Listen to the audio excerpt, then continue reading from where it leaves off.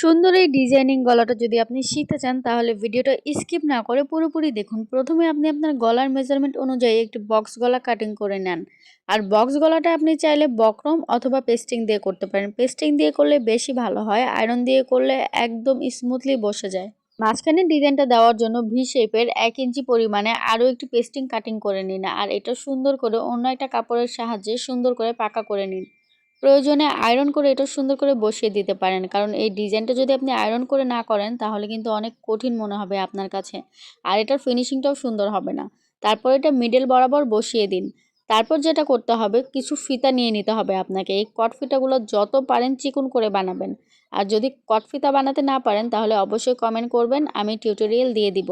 এভাবে আপনি যতগুলা ইচ্ছা এভাবে দিয়ে নেবেন। যদি আপনি চান কম করে দিতে পারেন, যদি আপনি চান আরও বেশি করে ঘন করে দিতে পারেন। তারপর কিছু সুগুদাম নিয়ে দিয়ে দিবেন। ভিডিওটা ভালো লাগলে অবশ্যই শেয়ার করবেন।